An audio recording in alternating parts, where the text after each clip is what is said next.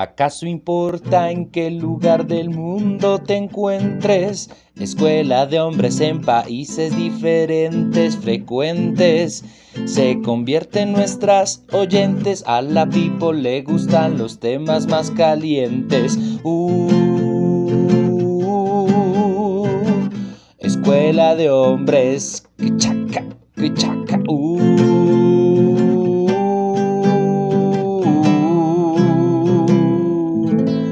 Escuela de hombres. Bueno, buenas tardes, mi gente hermosísima de esta escuela de hombres.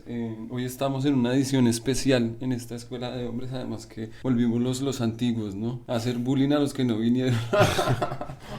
Hoy venimos con un capítulo especial, como dice el señor Mujoy Dekbu. Es como, ¿qué será esto? Como un insight, como un spin-off. Un intermedio, no Como sé. un spin-off de una historia que tal vez ustedes han escuchado mucho en los capítulos, y es Agamenón, una obra que yo tuve la oportunidad de dirigir en Rumania y que por cosas de la vida tuvimos la oportunidad de conocer al dramaturgo y uno de los directores más importantes de la escena mundial hoy en día, como lo es Rodrigo García. Sí, esto es un bocado de lo que nos está pasando, de la vida, ¿no? Entonces que eso sirva para estar acá, para ser parte de esta escuela de hombres y este podcast, ¿no? Que es del grupo de SINAC. Que vamos creciendo, vamos creciendo. Y si hay alguien que no conoce al señor Rodrigo García, hay que decirles que es un argentino que nació en 1964 en Buenos Aires, de padres españoles, entonces por esta razón tiene nacionalidad española también, y que en el año de 1989 fundó uno de los grupos más importantes de España y de la escena contemporánea, como es la Carnicería Teatro. ¿Y eso lo montó en Argentina o ya cuando estaba en España? Ya cuando estaba en España. Él inmigró a España porque en Argentina no tenía oportunidades, dice él, y porque no tenía una buena relación con su padre. Decide emigrar a España y fundar este grupo, la Carnicería Teatro. Y sí, ha recibido premios de realidad teatral entre el 2014 y 2017. Fue el director del Centro Dramático Nacional de Montpellier. Ganó premio a Mejor Obra en el Festival de Aviñón, la Bienal de Venecia. O sea, estamos hablando de verdad de uno de los hombres más importantes que ha trabajado con, y podríamos decir acá entre los maestros, Angélica Lidl. Ha trabajado con Romeo Castellucci, amigo íntimo de Ostenmayer. Estos ya son chismes que a nadie le importan. Sí, no se le meta tampoco tanto. Sí. Perdón.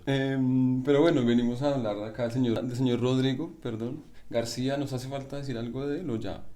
Pues no sé, si les interesa mucho después de este podcast o quieren averiguar más de él, él tiene una página en internet que se llama rodrigogarcia.es, o hay un libro que se llama El Teatro de Rodrigo García, escrito por el señor Fernando Olaya Pérez. Sí, esa página sí que es muy aconsejable, está muy bien hecha y muy completa con todos los trabajos que él ha hecho durante toda su carrera, que es bastante larga, ¿no? Más de 30 años. Más de 30 años, pero hoy hay que creer a la gente que nos vamos a centrar en toda la obra de Rodrigo García, sino que nos vamos a basar específicamente en el texto que yo monté de él. Agamenón. Volví del supermercado y le di una paliza a mi hijo. Exactamente.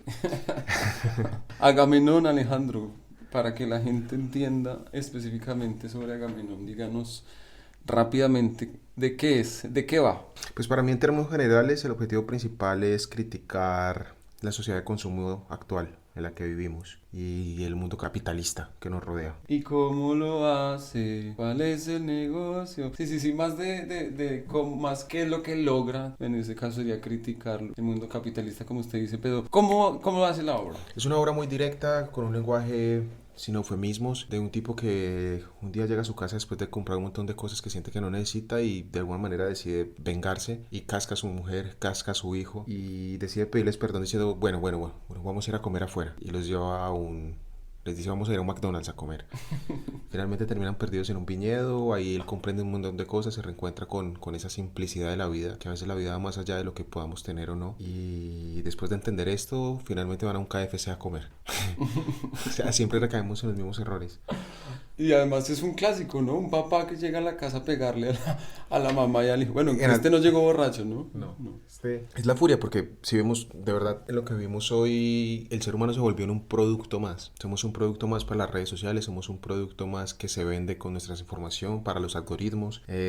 Somos un producto más en la medida que si el hombre no consume, parece que está descartado para esta sociedad en la que vivimos. Y por eso me interesó tanto este texto, porque creo que me identifico y quise poner en él algo que tal vez se puede insinuar del texto de Rodrigo, pero que no está explícito, que es este tema con las redes sociales, ¿no? Y cómo, a pesar de tener unas vidas a veces no tan afortunadas, ahí hay que mostrar que sí.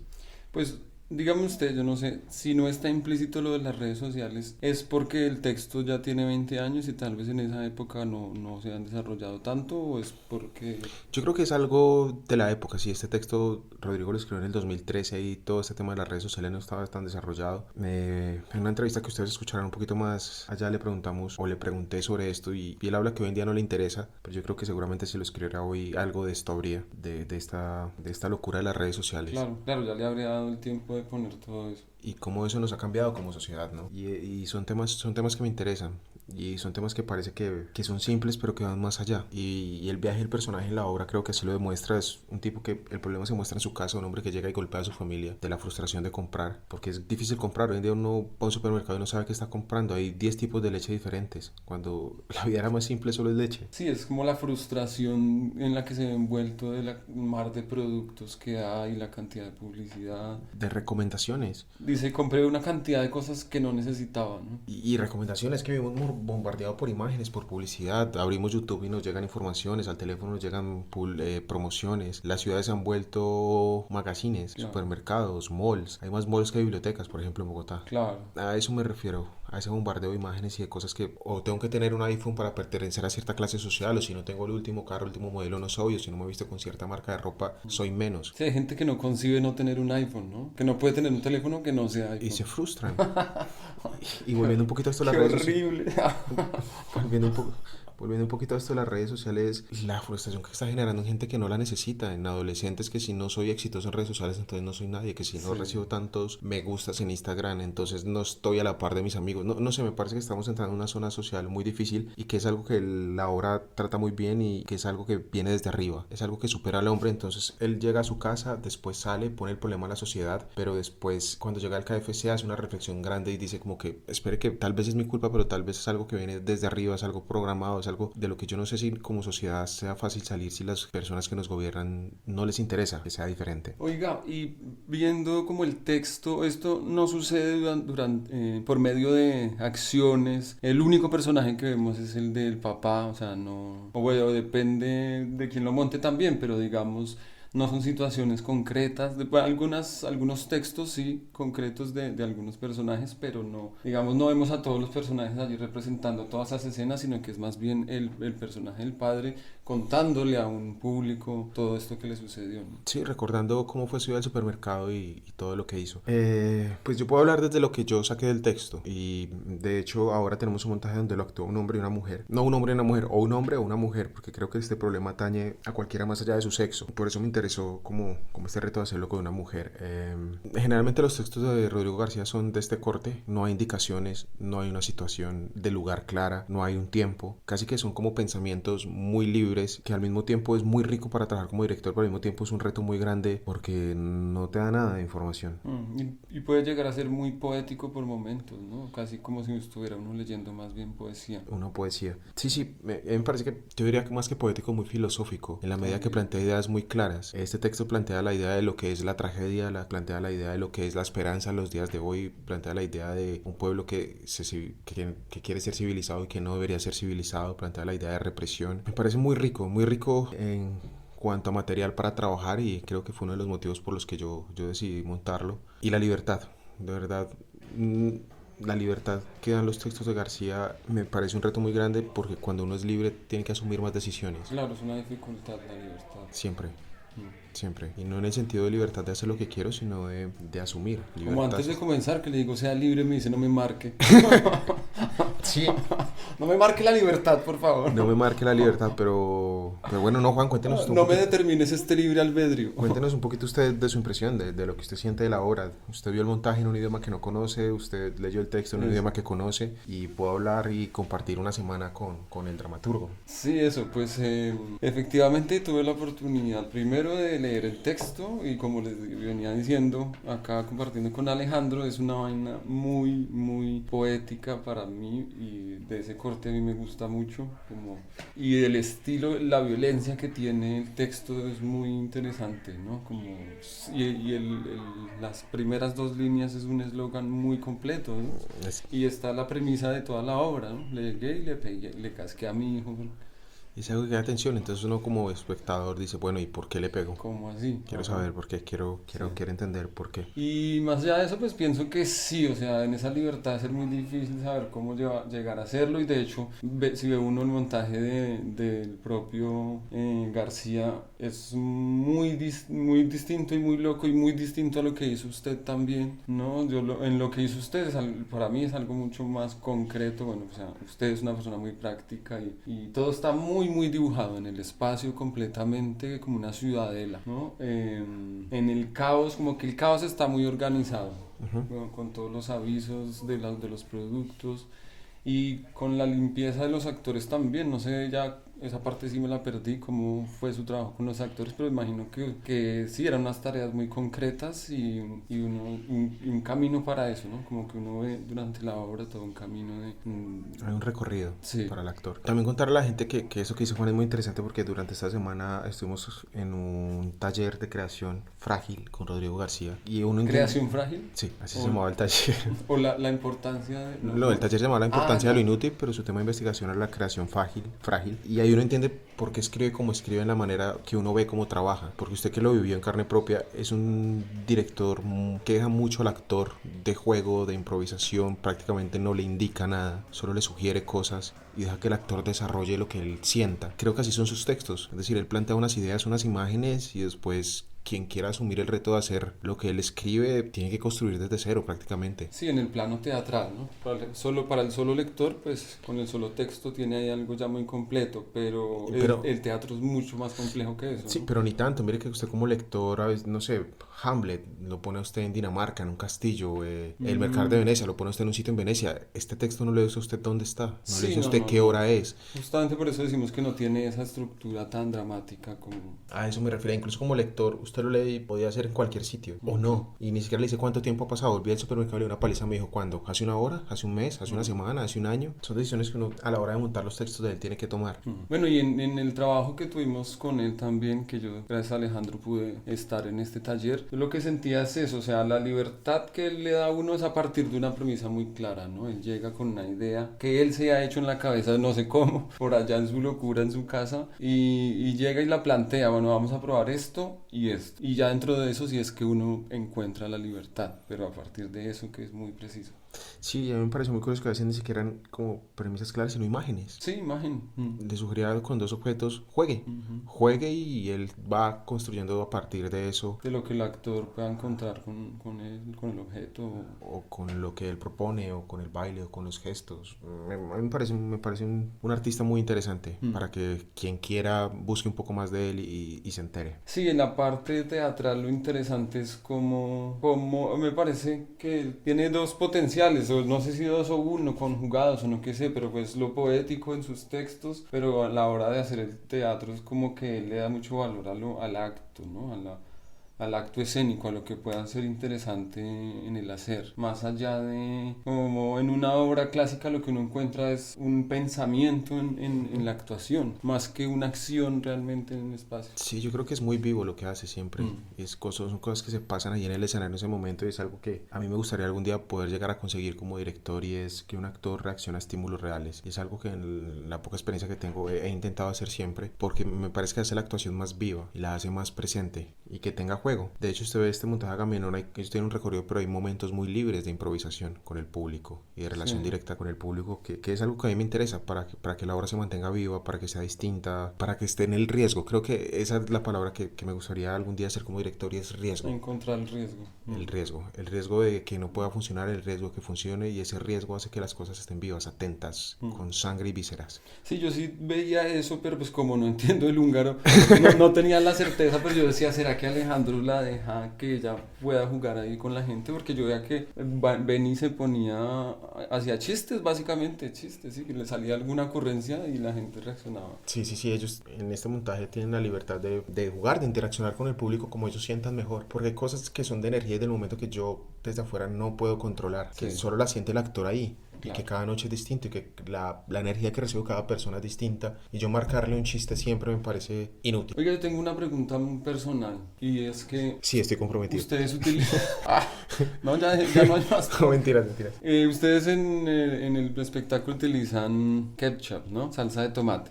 Y bueno, más que eso, creo que lo que sucedió en esta última vez que la vi fue un tomate, que ella lo aplastó y salió volando pues el contenido del tomate y le cayó a alguien. Y después vi que ella le dio una toallita para que se limpiara. La pregunta es, ¿por qué tienen esas toallitas? ¿Por qué las tenemos? Sí, porque ustedes quieren que la gente no se sienta afectada por lo que le pasó, o creen que es demasiado trascendental o transgresivo que suceda eso. Es decir, a mí en esta obra me interesaba mucho la manipulación de productos por el tema que trata, el consumismo. Y más adelante podemos hablar de eso, porque tengo una pelea con la escenógrafa de por qué tantos productos. Pero mi idea de alguna manera es crear un choque visual y sensorial de olores, pero ya al extremo de ensuciar al espectador, de agredir al espectador con sustancias, con cosas, no me interesa. Y en esta parte de la improvisación está muy abierto a que pueda pasar. Es decir, ella pone en una vasija un montón de productos y la gente está a 1 metro y podría pasar. Entonces por eso como tener ese cuidado con la gente que tampoco es la idea. O sea, creo que la agresión y la presión y sacarlo de la zona de confort es muy distinto a agredirlo. Ok, porque digamos en el performance sí podría uno ver eso, ¿no? Un poco de provocación. Sí, pero para mí el performance, aunque hay cosas en esta obra muy cercanas a ese lenguaje, es algo que no me interesa, porque para mí la historia sí es importante. Yo sí quiero contar algo, yo sí quiero que la gente se lleve eso, más allá de una experiencia. Para mí la historia sigue siendo fundamental en el teatro. Ok. ¿Y la relación con los actores cómo fue? ¿Tiene de pronto alguna anécdota de algo extraño que le haya pasado con los actores en el proceso de la creación?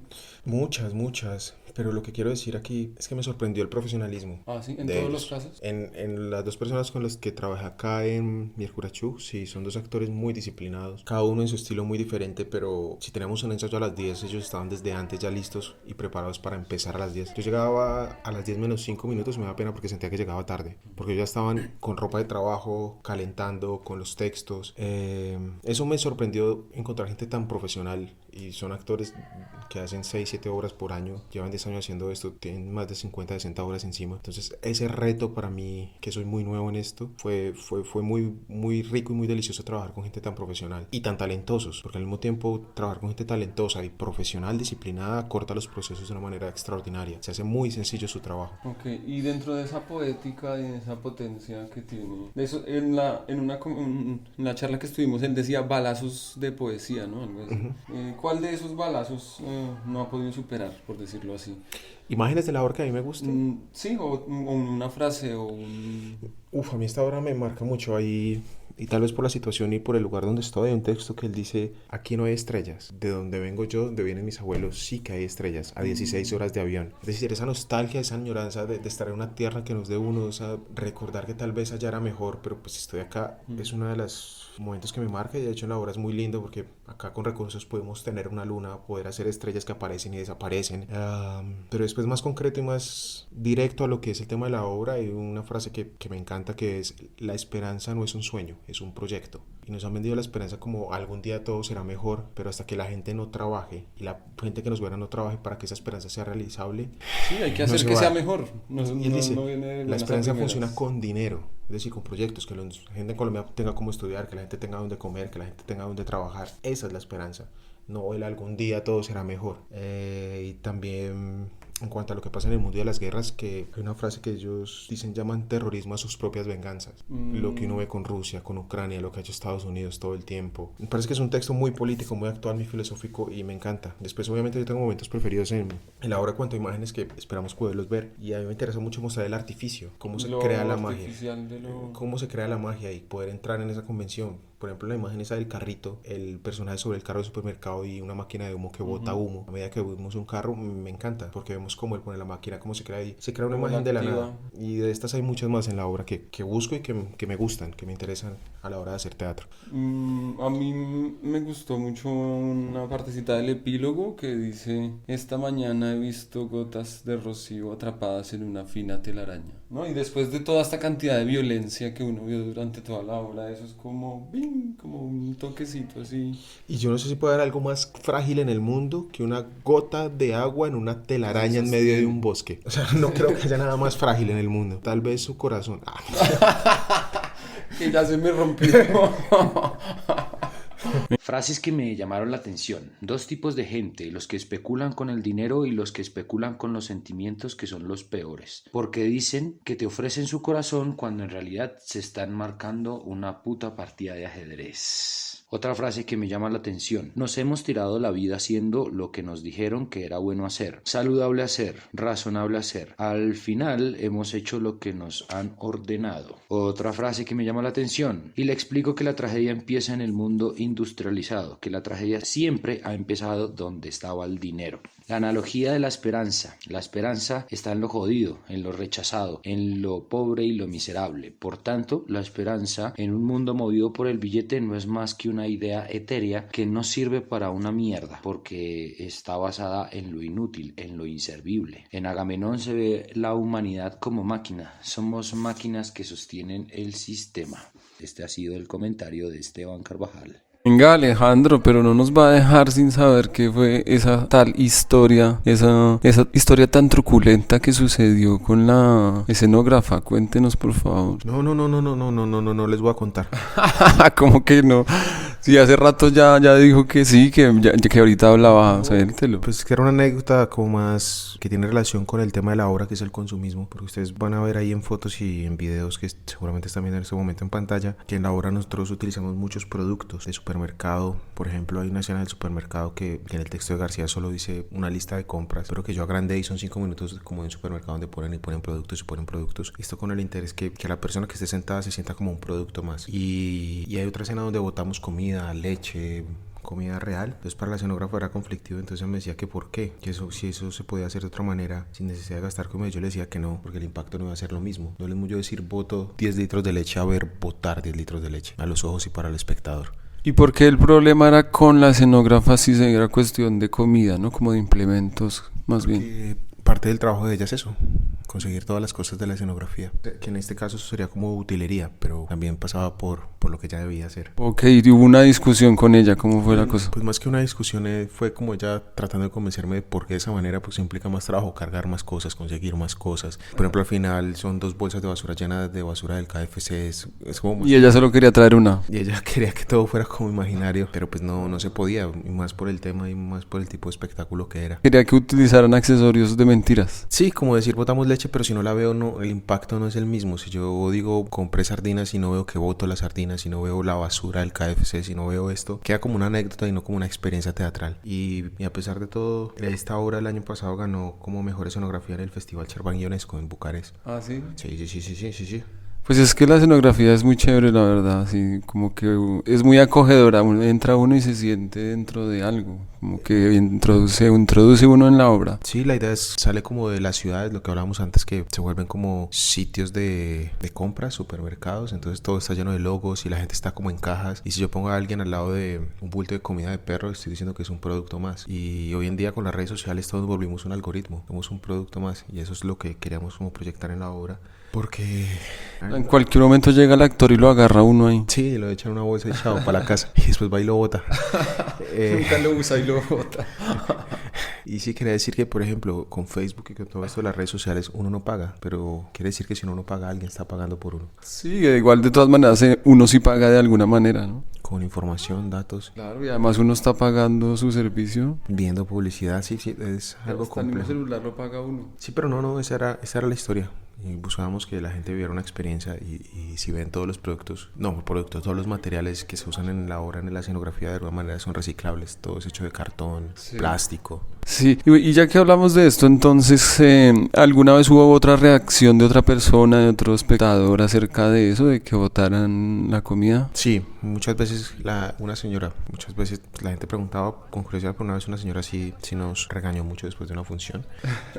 ¿Cómo los regañó? Que porque botábamos comida, que si al menos esos productos eran, ¿cómo se llama? Cuando están vencidos, expirados. Le digo, pero mi señora, recibimos un sponsor de un supermercado con 20 cajas de leche vencidas que dejaron vencer y no solo por no vender perderlas, o sea, solo por no perderlas las vendieron a las carnicerías y después sí las regalan. O sea, esa hipocresía del mundo es como, si en una obra de teatro botamos comida, pero lo hace en un supermercado, un restaurante o uno en la casa, ¿cuántas veces compra comida que se le queda? Se le queda. Sí. O para cuando se mueven los precios en el comercio también sucede eso, ¿no? Que cuando se baja mucho el precio, entonces los productores recurren a botar una cierta parte y mantener el precio. Y la gente se muere de hambre, pero paga uno en el teatro y qué problema. Es como si no se pudiera. Hay una doble moral muy extraña en esas cosas. Pues sí, la doble moral que se encuentra ahí a partir de la obra. ¿Qué más? ¿Qué más? Bien, ¿y tú? Cuéntanos, por favor, que no se nos quede nada por fuera. No sé qué más sería, no, creo que eso de las anécdotas de la obra fue un proceso muy bonito y que me ha abierto muchas puertas y muy contento de haber podido participar en él. Ok. Pasamos a oír al autor, porque es que yo ya... A ver qué va a decir este señor. El señor Rodrigo García, vamos a escuchar sus palabras. Vamos a eso. Hoy estamos acá con Rodrigo García, un dramaturgo, director y fundador del grupo de teatro La Carnicería. Es argentino y español. Y quiero empezar esta conversación con una anécdota muy personal y que me llena de mucha emoción en este momento, que estoy acá con él y tenemos la oportunidad de conversar. Hace 6 o 7 años Rodrigo vino con su grupo a la Universidad Nacional a presentar una obra en la que yo estuve haciendo una fila de 6 o 7 horas para poder entrar a ver su espectáculo, y hoy que él venga acá, que me haya permitido dirigir un texto suyo, que venga a ver esta obra dirigida por mí y poder tener esta conversación frente a frente es para mí un momento muy especial y muy emocionante. De antemano, Rodrigo, muchas gracias por este espacio, muchas gracias por su generosidad y muchas gracias por sus textos. Estoy muy contento de veros aquí, evidentemente a ti y a la gente de este teatro que nos ha tratado muy bien desde que hemos llegado, y a la actriz que he visto que es estupenda. Porque llevamos aquí como 5 o 6 días, no sé cuánto, trabajando a tope ahí, haciendo un workshop con actores y escritores de aquí, ¿no? Entonces estamos ahí, también es muy bonito lo que está pasando y es gente que me está dando una energía, me devuelve una energía muy buena, muy entusiasta. Bueno, Rodrigo, ¿de dónde nace este Agamenón? ¿De dónde nace la idea de escribir este Agamenón? Este fue un encargo de un festival de Sicilia. Un festival que se llamaba Festival de Orestiada, le llaman. Entonces era en un pueblo de Sicilia. Entonces llamaban a gente, a X tal, para que trabajase a partir, eso sí, de un mito griego. Y la persona que era el curador, el que se encargaba de la cura, el que me eligió y tal, es un crítico, el crítico más importante italiano. Hay dos, uno murió, Franco Quadri, y este otro se llama Gianfranco Capita, que es el tipo que fue un poco el que me llama para hacer esto, para irme a Sicilia a crear una pieza y a trabajar 2 meses con todo mi equipo.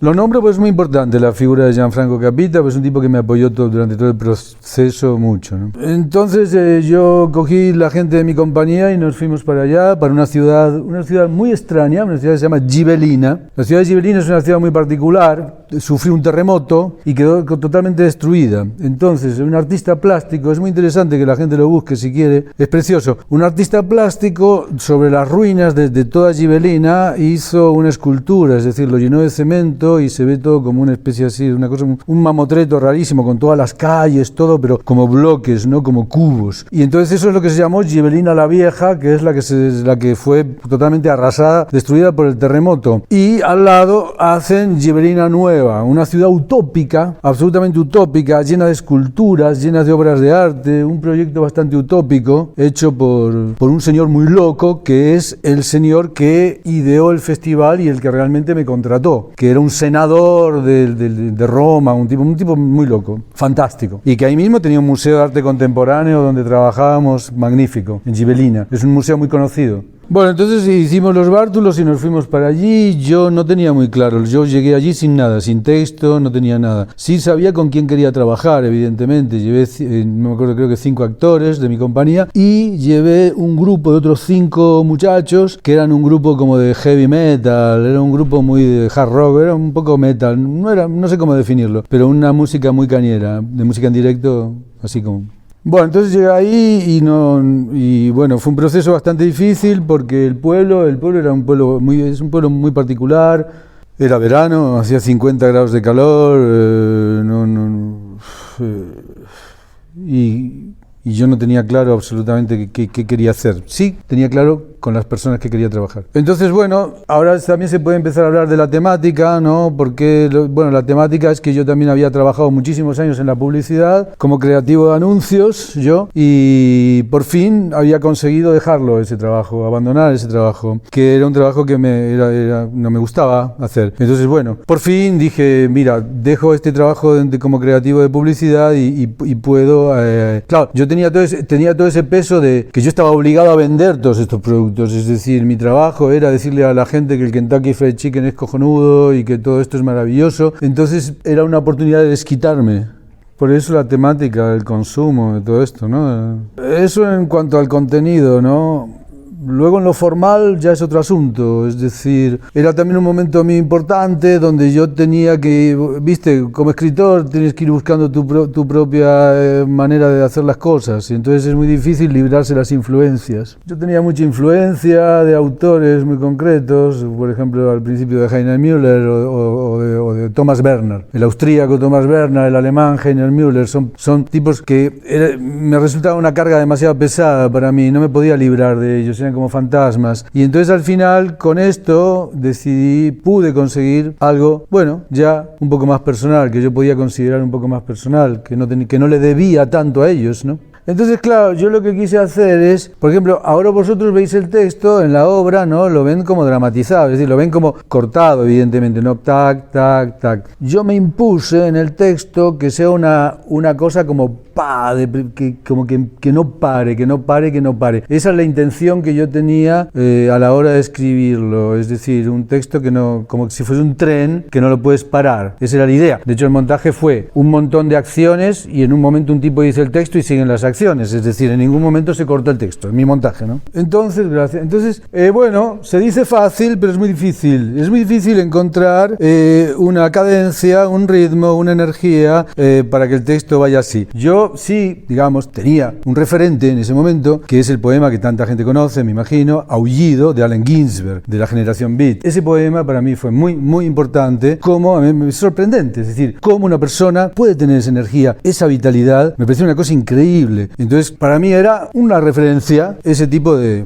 Bueno, y mantenerla a lo largo de X páginas no es fácil. Entonces, luego, es verdad que el texto también, ahora que lo veo, yo lo pensaba, digo, ahora que lo vuelvo a ver, digo, tiene también sus momentos más dulces, sus momentos más calmos y más poéticos. En ese tipo, y recordé, digo, coño, seguramente yo aquí sí que me viene mucho a la memoria Walt Whitman, me viene mucho, pienso en Walt Whitman, porque hay esos momentos tan bellos del texto, que son una celebración de la vida y una celebración de la naturaleza, sí que tienen que ver con Walt Whitman. Walt Whitman, un autor que, oye, lo leí con 16 años, como todas las personas, todo el mundo a los 16 años lee a Walt Whitman, evidentemente, Hojas de hierba. Bueno, ni lo leí entero, pero mira tú por dónde luego, tantos años más tarde, me viene esa energía, me viene esa energía de Walt Whitman, de poner un poco de paz y poner un poco de fe en el ser humano, porque la obra destroza al ser humano, es una obra en contra del ser humano, y Whitman se celebra lo bueno, lo positivo del ser humano. Y lo necesitaba como contraste para construir el texto, evidentemente, para que no sea solo una cosa violenta y negativa.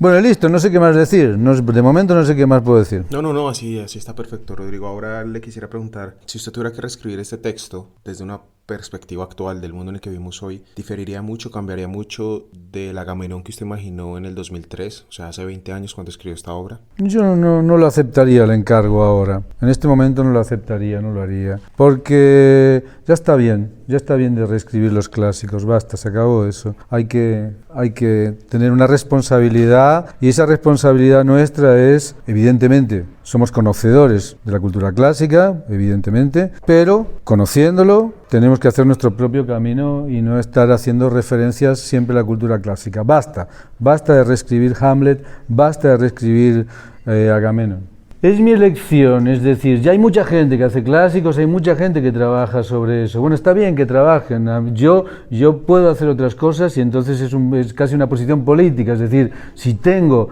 esa opción, ya que me sale, ya que puedo hacer otras cosas, pues es mi responsabilidad hacerla. Y Hay gente para hacer clásicos, que sigan ellos. Yo no quiero seguir en eso, no quiero hacer eso. Y entrando un poquito más en su faceta como dramaturgo, quería preguntarle de dónde nace un texto. ¿Viene de una idea? ¿Viene de una imagen? Porque quiero contarle a la gente que los textos de Rodrigo García no son en nada clásicos, son textos que no tienen diálogo, y para que ustedes entiendan un poco, parece casi como una poesía larga, como un discurrir de conciencia de textos y textos y textos y textos, sin ninguna indicación escénica. Entonces, esa sería la pregunta, Rodrigo. ¿De dónde viene el texto? ¿De dónde la idea? ¿De dónde el estilo suyo para escribir? Bueno, sí, no tengo temas, nunca tuve temas. Tengo mi vida, mis experiencias, lo que me pasa, eso es lo que tengo, digamos. Y mis años, sí, no es lo mismo, depende de los años, van cambiando bastante la visión de las cosas. Los textos al final nacen, dice, ¿por qué cómo nacen los textos? Pregunta. Bueno, nacen, para empezar, de las ganas de vivir, porque pero hay que tener ganas de vivir, eso es lo primero, ¿no? Que no es fácil, y hay que tener ganas de vivir. Bueno, vale, se tienen. Luego, esas ganas de vivir, ¿dónde se desarrollan? En una sociedad que casi no nos gusta. Entonces ahí ya es el primer conflicto, ¿no? Ganas de vivir en un lugar que no te gusta, donde mucha gente hay unos sistemas y unas conductas que no te gustan. Entonces, ¿a qué te lleva eso? Bueno, a inventarte una realidad sustitutiva. Bueno, pues hay que reinventar una realidad sustitutiva y ahí aparece la imaginación y la poesía como herramienta o como ametralladora, como lo que uno quiera. Y bueno, entonces mi obra, digamos que podría ser un ejemplo humilde de esto, pero tenemos ejemplos que no son ejemplos verdaderamente importantes. Podemos hablar ahora del Ulises de James Joyce. El Ulises de James Joyce es un libro que la gente te lo puede intentar explicar. Te dirán, sí, son las 24, es el día de el señor Bloom y las cosas que le pasan. Es mentira, es una trampa. Toda esa estructura y todas las relaciones que va a tener con la obra de Homero es falso, es mentira. Él inventa esa estructura falsa para dar rienda suelta a toda su imaginación, todo lo que tiene que decir, todo lo que tiene que escupirnos, cómo nos insulta, cómo nos maltrata, cómo nos destroza James Joyce. Bueno, es un ejemplo grande, por decir, de gran literatura, ¿no? Pero humildemente otros hacemos lo que podemos. Rodrigo, yo particularmente creo que el teatro no debería dejar un mensaje, sino dejar preguntas. Y si usted puede o si usted quiere, nos podría decir qué pregunta quisiera o podría dejar con este texto Agamenón. Que es difícil quererse, pero hay que intentarlo. Es difícil amarse, pero hay que intentarlo. Y para poner un poco más en contexto a la gente, nosotros estamos en Miercurești, en Rumania, y Rodrigo vino aquí a realizar del 13 al 19 de mayo un taller, una investigación escénica que tiene por nombre La importancia de lo inútil. Rodrigo, ¿qué es esto? ¿A qué se refiere usted con la importancia de lo inútil? ¿Qué tiene de importante lo inútil? Ah, sí. Yo le puse el título al taller, le pusimos La importancia de lo inútil, porque claro, ¿cómo explicarte? Cuando yo empecé a hacer teatro, mi sueño era poder hacer Hamlet de Shakespeare, ¿me entiendes? Ahora la gente que empieza a hacer teatro lo que quieren es triunfar en la televisión, es que no tiene ningún sentido. O sea, yo jamás intenté tener esta profesión para lucrar o para hacer una carrera exitosa. Para mí era un asunto que me tenía prácticamente que salvar la vida, y así fue. Es decir, hacer esto me salvó la vida. Si no, puf. O sea que cada cual se busca, no me quiero poner así en plan romántico, cada cual se busca su salvación, ¿me entiendes? Claro, dicho de una forma más positiva, digamos, no se puede vivir sin pasión, o yo no estoy dispuesto a vivir sin pasión. Bueno, desafortunadamente, Rodrigo, no tenemos más tiempo para más preguntas, estamos como de afán y toca ir a preparar todo lo de la presentación del taller. Muchas gracias por estar acá, y ya para la gente del podcast lo estaremos ampliando más con Juan Diego, que hizo parte del taller, Juan Diego que vio la obra, que leyó el texto, y hablaremos desde nosotros, desde el trabajo de Rodrigo en el taller, desde el trabajo de Rodrigo como dramaturgo, y tal vez si el tiempo nos da, desde el trabajo mío con este texto. Ok, vale, gracias aquí, Bueno, nos vamos, gracias a todos. Bueno, Alejandro Durán, por favor, cuéntenos cómo le pareció esa conversación que tuvo con el señor Rodrigo García. ¿Le convenció? como que sí, uno tiene una expectativa de las personas que admira, ¿no? Y poder tenerlo ahí, pues de pronto en algo influyó en lo que usted pensaba en él o qué sucede ahí. No, realmente no cambia mucho lo que yo pienso de él respecto a él como artista. Me parece que es muy claro lo que dice, muy concreto, tiene un pensamiento muy definido y estoy de acuerdo en muchas de las cosas que dice. Me gusta mucho su forma de hablar y de pensar, y creo que tiene puntos en común con usted, por ejemplo eso de los clásicos y destruir los clásicos. ¿Y por qué dice eso? Pues porque a usted le gusta hacer cualquier cosita. Ah, gracias. No, pero me parece, eso me parece muy interesante, que él dice que a él no le interesa, que ahora quién sí. Pues lo que pasa es que ya es algo que fue como una tendencia, ¿no? El hecho de empezar a remontar a los clásicos. Y es lo que dice, pues que ya no más. Pues lo que me gusta de eso es como que está en busca una obra de mucho tiempo de su propia dramaturgia, de sus propias historias, y que es algo que envidio, que yo creo que yo personalmente todavía no tengo el valor de hacer. Creo que todavía me falta un poco para poder explorar eso, pero que es algo que siento que en algún momento llegará y me parece un referente incluso para eso a seguir. Sí, claro, pues es que es muy difícil, yo creo, encontrar su propio trabajo escénico, ¿no? Como que sea muy singular, es muy difícil llegar a eso, pero pues... Y que va más allá de lo escénico, porque él está hablando de escribir sus propios textos. Y creo que en la dramaturgia y en Colombia hay muchos referentes de eso, de gente que escribe sus propias historias y es muy valeroso. Johan Melandia, Fabio Rubiano, lo que es el Teatro La Candelaria. Entonces me parece que es algo interesante y que es algo que en algún momento seguramente exploraré. Creo que todavía no estoy preparado para eso. Y creo que a usted se le da mejor eso de escribir, ¿no? Sí, pero no lo de montar. Y eso es como un fenómeno también, que la gente escriba y monte sus mismas obras, ¿no? Como para ser montado, asegurarse de ser montado, no sé. Sí, ahí se reafirma un poco lo que hablábamos de él antes, ¿no? De esa libertad. Y es que él llegó a ser montado, por ejemplo, Agamenón no tenía ni idea que iba a escribir, ¿sabes? Con quién quería trabajar, y eso es chévere, darse esos espacios de confrontarse a uno, tal vez de crisis creativa. Bueno, y ahora que sigue, chévere. Y en Sicilia, ir a confrontarse a Sicilia. A Sicilia. Pero lindo, ¿no? Con todo pago, Sí. crear también está bien. Sí, obvio, lindo. Además que debe ser un punto del mundo increíble, debe ser una ciudad más bien pequeña, no sé, debe haber algo... Igual tiene un punto extra, pensar con 50 grados. Difícil. Bueno, pues yo no conozco allí, pero lo he visto en El Padrino, es lo más que conozco de Sicilia. Yo tampoco lo he visto y sé que son 50 grados, y uno poder trabajarse una cerveza en la cabeza a 50 grados y que salga algo me parece muy interesante. Trabajar en la noche que haga un poquito de fresquito. ¿Qué más le queda como de la conversación que tuvo con él? No, es un tipo lleno de referentes, de gente, de películas. Se ve que es un devorador visual, audiovisual y de textos. Y un tipo que está en constante creación, en contacto con creadores. Y eso me parece que es fundamental y es una enseñanza a seguir. Y después la honestidad con la que habla. Eso es muy sincero y se siente en sus textos y en sus obras. Y tiene un estilo muy marcado que es algo que es difícil de conseguir, que para mí personalmente raya un poco en el repetirse y en el no repetirse, y hasta dónde es un estilo, hasta dónde repetirse, pero que me parece que él maneja muy bien. Y no, la invitación a la gente es que lo vea, que lo siga, que lo lea. No sé qué más le llamó la atención, Juan, del... Pues a mí me llamó la atención este referente que él puso que se llama El Aullido, que es un poema. O sea, básicamente él tomó un poema en referente para escribir Agamenón y lo hizo el señor Allen Ginsberg. El Aullido se llama. Como un bloque bastante largo, imagino que se debe parecer mucho a la estructura de la obra, aunque uno al final yo vi el texto y era más bien, digo, más cortado. Este poema lo veo más en bloque completamente, pero sí es como una sola palabra que no se acaba, ¿no? Y es lo que decía, era que quería lograr eso en la dramaturgia, que fuera texto y no parara. Como un tren que no para. Y después la respuesta que da, ¿no? Hay que amarnos a nosotros mismos, aunque sea difícil. Qué difícil es amarse a uno mismo. Y en él siento algo por el contacto que tuvimos y por lo que uno ha escuchado y ha leído sobre él, y es la vocación, ¿no? Entregarse y dejar todo por una profesión, que parte del amarse a uno mismo también es amarse en el arte, y creo que esto lo hace muy bien, como lo hace también muchos de los grandes artistas.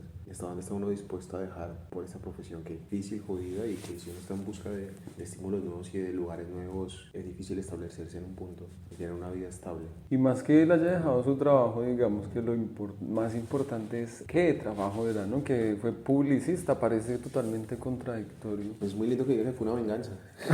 Sí.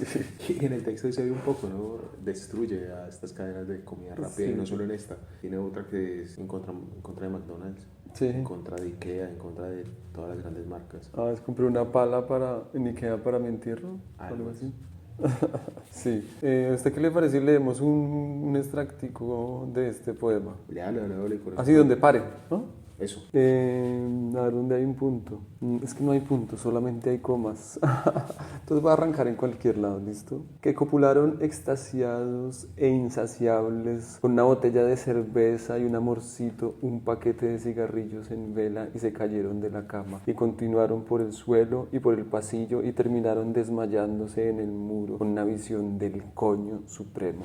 Si no paro, no hay puntos, no les cuento, entonces nos iríamos de largo, pero con ese extractico está lindo, ¿no? Y con lo frágil que él habla de que es la vida, con lo frágil de la creación, que es el tema del taller, creo que podríamos dar paso a que usted nos cuente su experiencia en este taller de creación frágil con el señor García. Nos vamos a lo frágil. Para cerrar esto, pues ya les contamos que tuvimos una experiencia de trabajar con este señor dramaturgo y director una semana, y Juan, que estuvo desde adentro como partícipe. Será lindo que nos contara su experiencia, cómo lo vivió, cómo lo sintió, qué le gustó, qué no le gustó, qué entendió.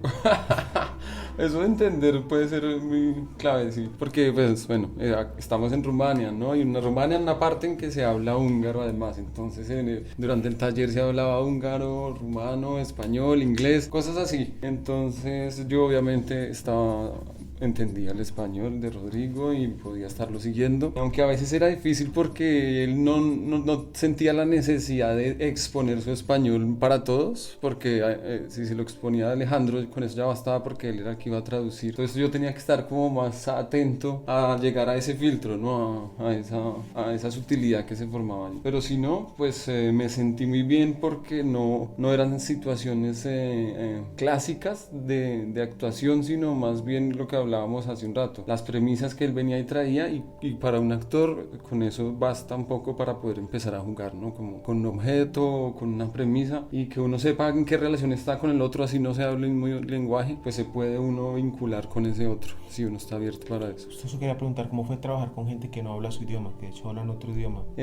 Pues eso como le digo, si los dos habíamos entendido la premisa, podíamos ir por ahí. Igual eso se trabaja diferente con todas las personas, ¿no? Pero con muchas personas logré encontrar una conexión ¿Sí? y hacer que las situaciones funcionaran, ¿no? Obviamente. Y le quería preguntar, él vino con una coreógrafa, Alejandra Sí. Balboa, que me parece que es un trabajo muy interesante desde el cuerpo, y que en el resultado final de la muestra tuvo un peso muy grande. ¿Cómo fue esta exploración física, que no era tan tradicional? Ellos vinieron con una propuesta de Gabber Dance, que es algo como más de calle, algo más nuevo. Urbano. Combinarlo con todo esto. Sí, pues yo creo que lo fundamental en ella y lo que le gustó tal vez a García, no estoy en su cabeza, no sé si es así o no, Pues no lo sabemos que si yo está pensando diría, en usted. ¿Qué tal si está en su cabeza? de pronto estoy en su cabeza porque la gente me llama García, me confunden las calles de Rumania con García.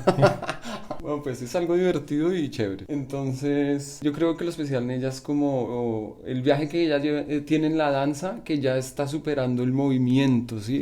El simple movimiento, sino que está buscando es como una interioridad. Y de hecho, eso fue lo que buscamos en el taller, y encontrar como desde la extrañeza en nuestro propio cuerpo, como tener una curiosidad en nuestro interior. Que de hecho ahí era donde se encontraban un poco los dos, porque él llegaba y pum, nos ponía un objeto, y el objeto ya nos sacaba de nosotros mismos, y uno siendo actor pues se agarra del objeto para poder producir algo. Pero bueno, ahí se iba mediando y se iba encontrando, y eso es lo que creo en ella. Y el Gabber sí que la rompe, y los que no conozcan el Gabber vayan a ver qué es lo que es Gabber Dance. Y además yo creo que es algo ya viejo, ¿no? No sé qué año Sí, será, no se ve tan moderno. pero muy divertido, muy divertido. Y muy físico, muy fuerte desde lo físico, ¿no? Físicamente es muy fuerte, muy fuerte. Y nosotros terminamos bailando 4 minutos de seguido el Gabber Dance durante la muestra. Y es algo, no encuentro la palabra, pero que te agota. Pues, o sea, te agota energéticamente, y te hace sacar cosas locas que te salen como del subconsciente, y que cosas que uno no encontraría en la cotidianidad del teatro, por decirlo así. ¿Y cómo fue su encuentro con el público húngaro-rumano? Ajá. ¿Cómo fue esa noche, esa muestra, ese debut teatral?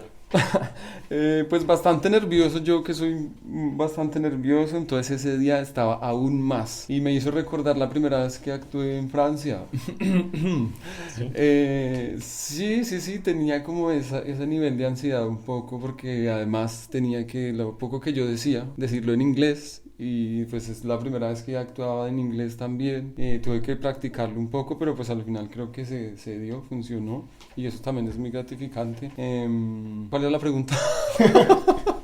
¿Cómo fue ese encuentro con el público? ¿Le gustó? ¿Se sintió? Ya dijo lo de los nervios. Con el público, bien. Aunque por ejemplo en el Gaber yo decía, les voy a botar toda mi mierda acá. Y yo sentía que algunos estaban como, no sé, salidos de la cuestión. Igual. Algunas personas en el público, no todas. Igual es que había muchos focos visuales para no Sí. mirar, era imposible estar concentrado en una sola cosa. Sí, el público estaba como en herradura, ¿no? Pero de resto, bueno, esa cercanía también le permitía a uno poder estar o querer entrar en contacto, querer vincularse con la gente. Y desde esa extrañeza que nos proponía Alejandra también se encontraba un vínculo. Ellos les parecía muy curioso ver eso, ¿no? Me parece que cosas muy sencillas, eso ya les estaba provocando algo a ellos y ahí se puede uno vincular con ellos. Chévere. Juan, ¿y es frágil la creación? Como para vincular esta última pregunta al cierre con el taller. ¿Qué tan frágil es crear? ¿Qué tan frágil fue para usted crear en otro contexto, en otro ambiente nuevo, en otro idioma como lo hizo usted en el inglés? ¿Qué tan frágil se sintió? ¿Qué tan importante es sentirse frágil para crear? Pues yo creo que es importante sentirse frágiles para poder tener necesidad de accionar, ¿no? Como si uno se siente en seguridad, está uno más estático. Entonces sentirse así como volátil le hace a uno querer hacer reaccionar. Y en la creación, pues yo creo que no sé, pues, no sé si esto será fragilidad, pero tal vez en 2 ocasiones él dijo, no, esto no sirve para nada. Una idea que él había traído y no la hizo hacer y dijo, después de que uno de los compañeros llevaba como 20 minutos en el escenario probándola, dijo, no, párate y descansa porque esto no sirvió de nada. Entonces tal vez eso pueda ser parte de la fragilidad, ¿no? Como una idea que uno crea muy potente de repente no tiene cabida, y también todo lo contrario, ¿no? Que uno cree que algo que no le tiene tanta fe uno a algo y resulta que es mucho más potente que cualquier otra cosa que uno tenga en mente. Muy interesante eso, ¿no? Como él descarta sin ningún remordimiento, no va. No, me equivoqué. Sí. Pero pues bien, chévere poder tener esa libertad también. Y a eso accidental me refería, por ejemplo, a lo de las velas. Hay una escena en la que utilizamos unas velas y que los personajes tenían en la cabeza. Cuando ellos se desplazaban, la potencia de la vela disminuía, y cuando el personaje se detenía, otra vez volvía la intensidad en la vela, y eso tiene una riqueza en el escenario muy brutal, ¿no? Pero es absurdo y ni siquiera, casi que no lo puedo expresar porque no entiendo en qué radica. Yo no sé si estaba tan planeado, yo creo que fue algo que se dio. Sí, sucedió. Él pensó en la vela, en el casco, pero no sabía que eso iba a suceder. Chévere. Bueno, no sé qué más quiere acotar, Juan, qué más quiere añadir, qué otra cosa. Quiero añadir que esta experiencia me ha hecho muy feliz.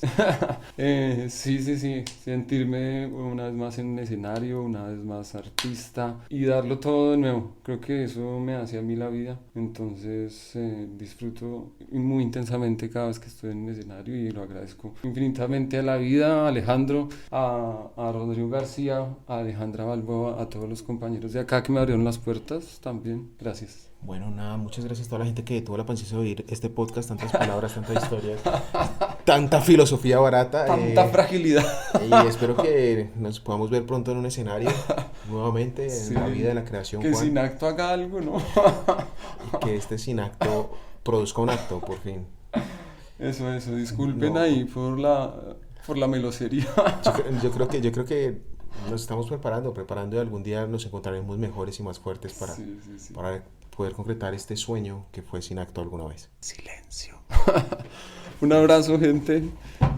Sigan ahí pegados a Escuela de Hombres. Vamos a tratar de aprender algún día un poco y que ustedes de paso entiendan que no sabemos aún nada. Un abrazo.